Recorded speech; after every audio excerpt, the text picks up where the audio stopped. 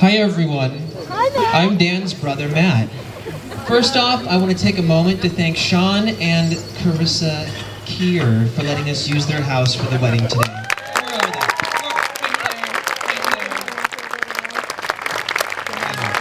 Also, I heard that it's Carissa's birthday today, so I think it's only appropriate that we all sing happy birthday. On the count of 3. Are we ready? Happy birthday to you. Happy birthday to you.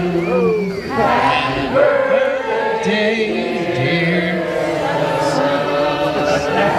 Happy birthday to you.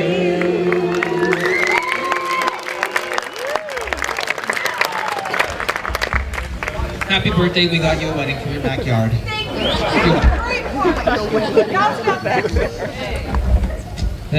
Okay, I'm back. Whew, close one. A few things about Dan when we were growing up. He was the best brother a guy could ask for. A faithful friend, someone who'd be there to comfort you when you were feeling down. Me being the older brother, I'm sure there were some mean older brother moments with me picking on him. But when I reflect on it now, it just shows how forgiving and compassionate he was then and is now. You see, he could have his revenge on me now. Look at him. He's bigger, stronger, he's played hockey, he's a black belt in karate, and he's just joined the Coast Guard. I'm not those things. I have an art degree.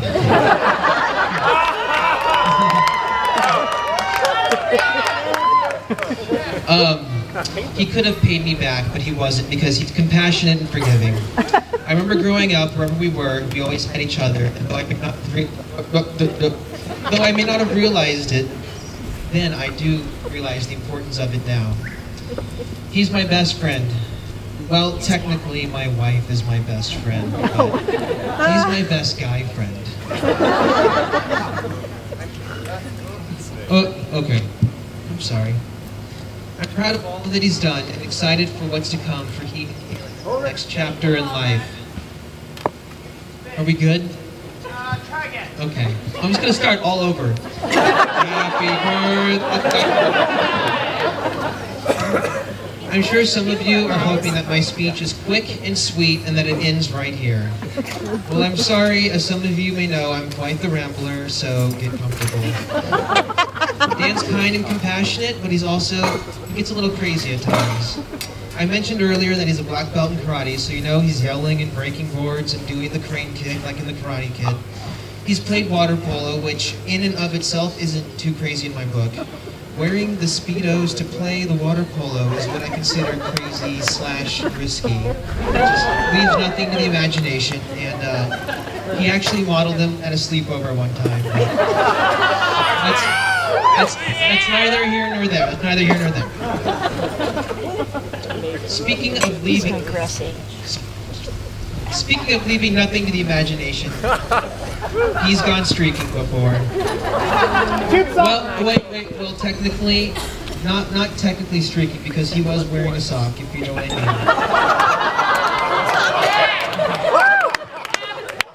It did fall off mid-streak at some point, though. It was a cold night, so. Don't judge. I talked him into it. I was the getaway vehicle. I talked him into it. I still remember him asking several times. What did he ask? He asked several times before he jumped out of the car, "You promise you won't take off while I'm out there?" He was really proud the following week when he read in the police blotter that a street sweeper had reported seeing 2 youths streaking in a parking lot. Hey, that's me! On a serious note though, his walk with God rules his life. From the time back when he and Kaylin first started dating, he was praying about it and seeking God's will. He knew that as a 21-year-old, people might get the wrong perception of him when they found out the girl he was dating was 16.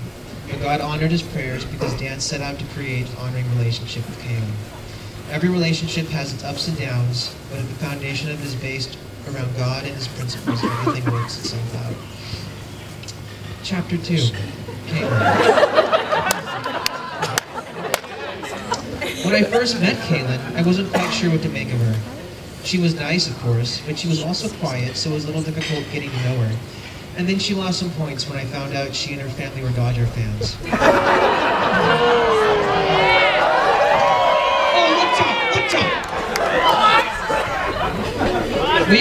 We've powered through it though, and I think she knows that any kids they'll have will of course be Padre fans. That way they'll get used to being let down at an early age. It worked for me.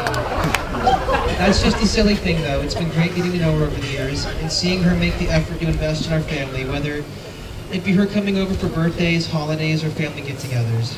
One of the things I learned early on about her is that she has a small appreciation for Disneyland. And by small appreciation, I mean she loves it. And by she loves it, I mean it's her drug choice. So as Brian mentioned earlier, Dan proposed to her at Disneyland at the exclusive Club 33, which when she found out she was finally able to go, she of course cried a couple of times about it. Where's the honeymoon? It's Disney World, of course. Name of the firstborn son, first name Walt, middle name Disney. Okay, I made that one up. Side note though, her family also loves Disney. I'm specifically talking about Andrew. Where is that guy? Kaylin's brother. There he is. Look at him. He's big, he's tough, he played football. Girls want to be with him and guys want to be him. Oh. Just named you.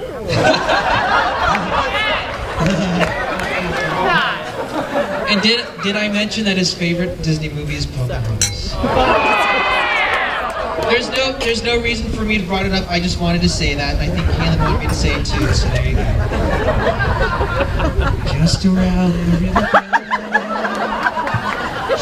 We'll sing later.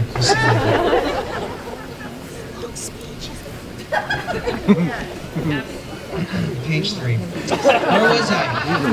Kaylin's very kind and caring when it comes to our family. She drove down to meet and be with our family this past January as our great uncle passed away. Probably a difficult time to meet your future in-laws, but they were from out of state and she wanted to take the opportunity to not only meet them, but to honor our uncle by saying goodbye to him and helping us sort through and clean up the house. She's traveled down to our Schmitz family reunions to meet everyone. Any family reunion can be a little nerve-wracking when you're doing it for the first time. Though I hear it might have been a little harder for Dan when he went to the Riza family reunion. Because all the families have like a big competition and there's tug of war and there's sword fighting or something. But that's how Dan got to meet his extended family apparently. I guess the Rizas won their family competition for the first time in a long time, so I just wanted to bring it up for bragging rights. Speaking of Riza, Kaylin's been mourning the loss of that name. Can't say I blame her. She now joins the Schmitz clan. A clan distinguished by one major trait. You spend the rest of your life pronouncing and spelling your name to everyone else trying to say or spell it. Schmitz? Smith? No, Schmitz. Schmidt? Schmite? You know what? Schmitz is fine. Anyways, here's one of the great things about why she and Dan work so well together. She loves video games. I mean, how many normal girls do you know that love to play video games? The song that played while she walked down the aisle today? From a video game. If she comes home from work to find Dan on the couch playing video games, there's no, isn't that what you've done all day? It's, can I play too? Or in their case, can I play for you, Dan, while you cook us dinner? Because something else at the top of her I love list is Dan's cooking.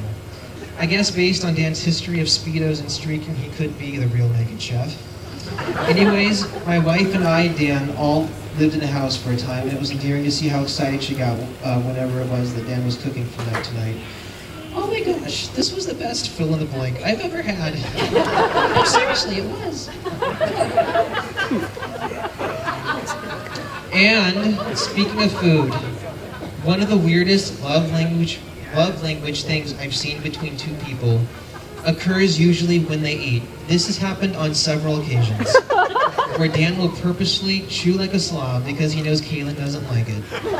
It sounds a little like the Cookie Monster, actually. He goes like, oh, nom, nom, nom. Kaylin claims she doesn't like it the entire time, but the entire time she's saying that to him, she's laughing also. She's like, oh, get away from me. But then it gets weirder. It gets weirder. Dan always laughs at her reactions of his Cookie Monster slop voice, always morphs into Jabba the Hutt laugh.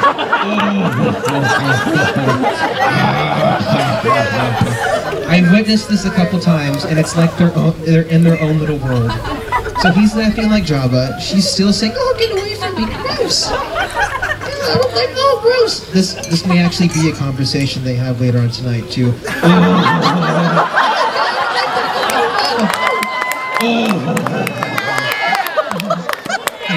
Moving on.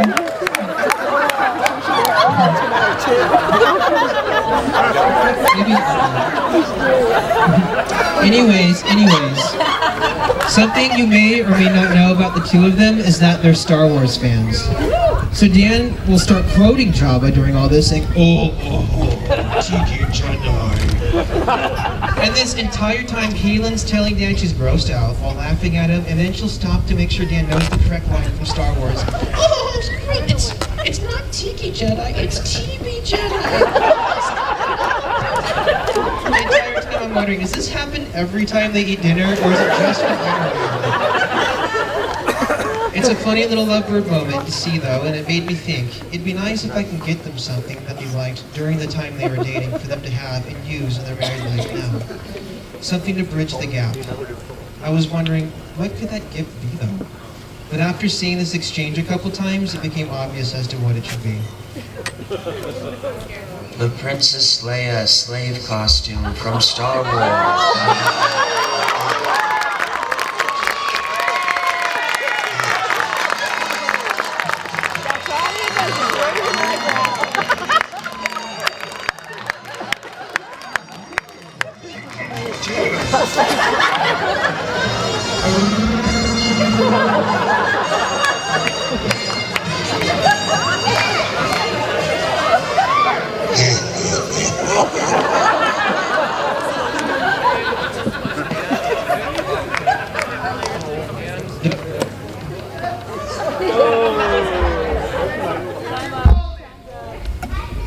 I didn't leave you out.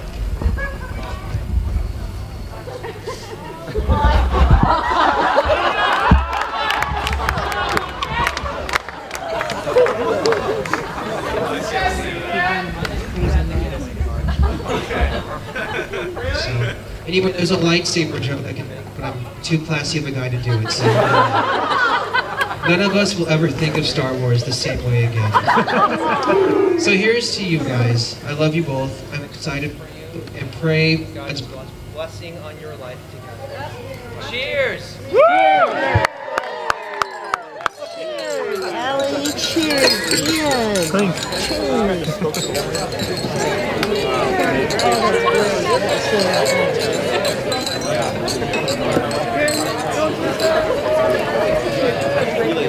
What are you doing?